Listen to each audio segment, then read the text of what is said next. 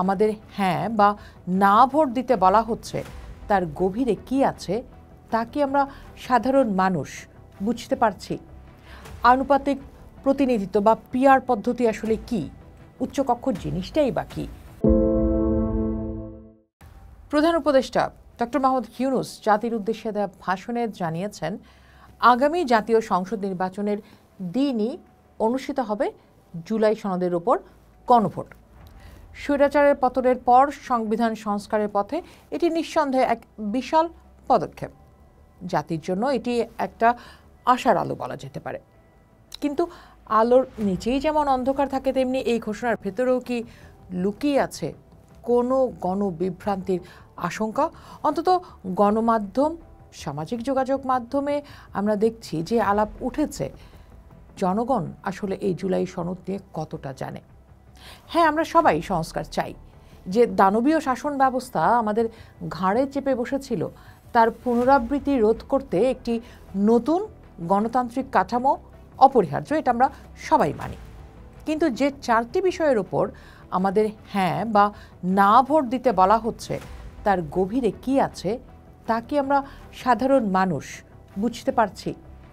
আনুপাতিক প্রতিনিধিত্ব বা পিআর পদ্ধতি আসলে কি? উচ্চকক্ষ জিনিসটাই বা কি? সেই বিষয়গুলো খুব পরিষ্কার ধারণা কি আমরা সবাই রাখি? জুলাইয়ের বিপ্লব ছিল সাধারণ ছাত্র জনতার স্বতঃস্ফূর্ত জাগরণ। এই দাবিগুলো ছিল স্পষ্ট: স্বৈরাচারের পতন এবং একটি মানবিক গণতান্ত্রিক বাংলাদেশ।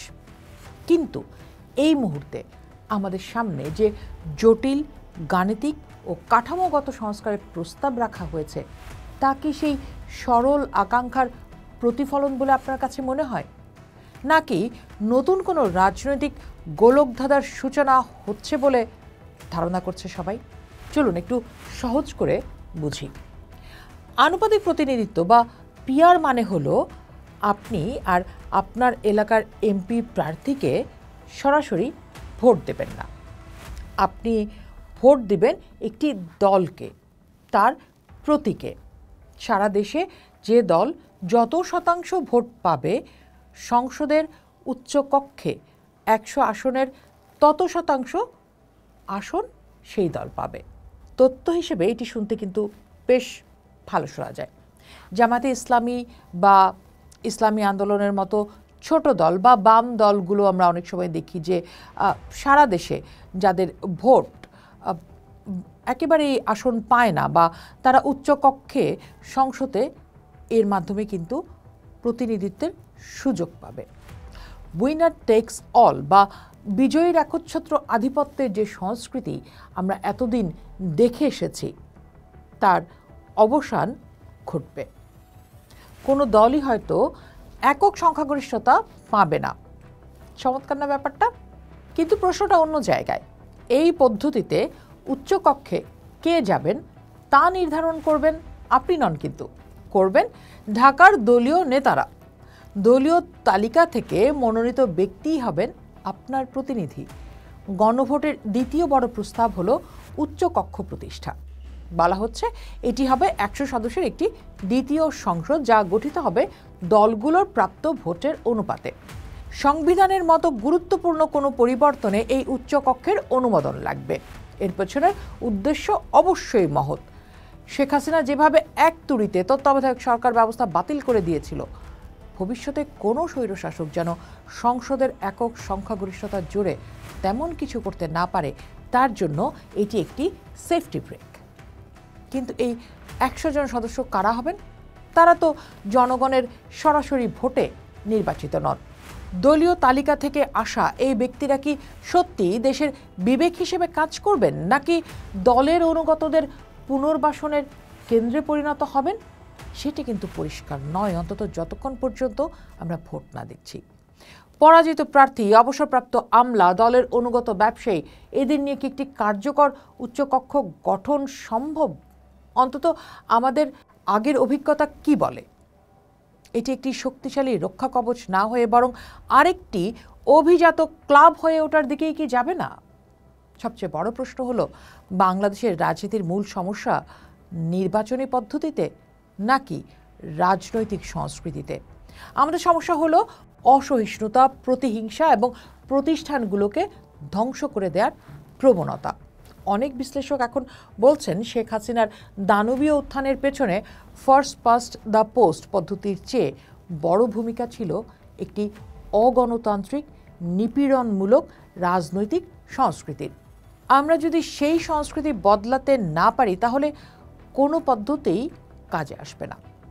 পিআর পদ্ধতিতে জোট সরকার গঠিত হলে রাজনৈতিক অস্থিতিশীলতা তৈরির আশঙ্কা প্রবল। সামান্য সংখ্যাগরিষ্ঠতার জন্য ছোট দলগুলোর সঙ্গে প্রতিনিয়ত দর কষাকষি চলবে। সরকার পরিবর্তনের টাকার খেলা বা হর্স ট্রেডিংয়ের মতো নোংরা রাজনীতি ফিরে আসতে পারে। যে স্থিতিশীলতার জন্য জাতি চাতক পাখির মতো চেয়ে আছে তা কি আরও হুমকির মুখে পড়বে না? যে কোনো নির্বাচনে ভোটারদের কেন্দ্রে আনার মূল দায়িত্ব হচ্ছে রাজনৈতিক দলগুলো, তাদের মনোনীত প্রার্থী এবং সমর্থক নেতাকর্মী এদের।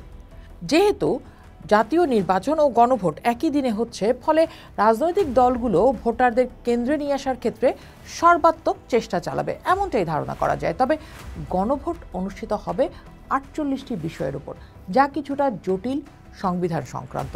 ফলে রাজনৈতিক দলগুলো ভোটারদের যেভাবে বোঝাবে সে অনুসারেই গণভোটের ফল আসার সম্ভাবনা বেশি। তাই রাজনৈতিক দলগুলোর চাওয়ার উপরই গণভোটের ফলাফল নির্ভর করছে। গণভোটে হ্যাঁ জিতলে সংস্কারের নতুন যুগ শুরু হবে, এটা নিশ্চিত।